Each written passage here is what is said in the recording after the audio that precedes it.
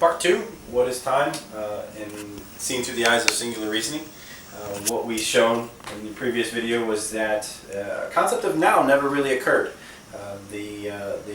Once the now was found and tried to fix in position, our future time always caught up with us, always surpassed us, and the future and the previous and the past time and the future and the now time were constantly flipping. So what we're going to do is we're going to start our universes again, and we're going to let our universal clock run for a few seconds here, and then we're going to come into creation. And then once creation occurs for us, there's laws of cause and effect that are bound to the universe that occur, and this is our future, the energy that keeps coming to us.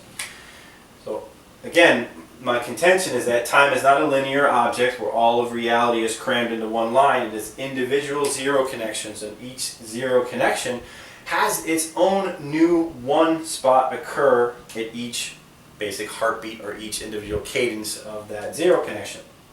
This has huge implications on the concept of times, because the universal expansion is understood in a new way, and so is what we know of the past. So here's what I mean. We have a universe that's running now for almost a minute. We've been born. It's about 10 seconds behind the minute of our universe. But what you can see is that each new second that's occurring is a current new second falling out of zero.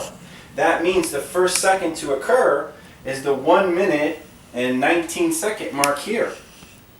Our first second to occur is the farthest out into space, the farthest out in front of us. Our current most now time is in the ones position. So if we wanted to try to track this, we're going to say, hey, let's stop our now at a minute mark, and we'll erase this in here. And we'll basically say, hey, now occurred here.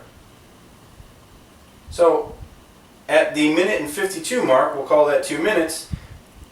This is our past. Looking at a number line, our past is not behind us. This is the number line that we use. I'm using the clocks that we use to measure time as.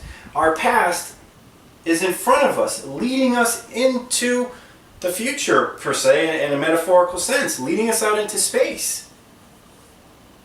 The past occurred. The past gets pushed forward, pushed out. This can be seen in many, many examples, but the most simplest thing is that this clock is registering each current time as it falls out of zero. Our past was behind it. Now our now time had overcome our future time had overcome our now time, so we'll flip these just so we can continue with that. No matter what happens though, our future never catches our creation point, which is now our now time, and our new future time is the least amount, so it's back behind it. Moving like a freight train. The future being the object of least amount of value, chasing the now, being drug out into space and into time by the past. What's this mean? This means that the outermost reaches of the universe, as we can comprehend them, are the oldest, not the newest. This means that possibly creation doesn't occur from one center point, but burns out through many infinite number of zero positions, which we'll get into when we get into motion and reality in other chapters.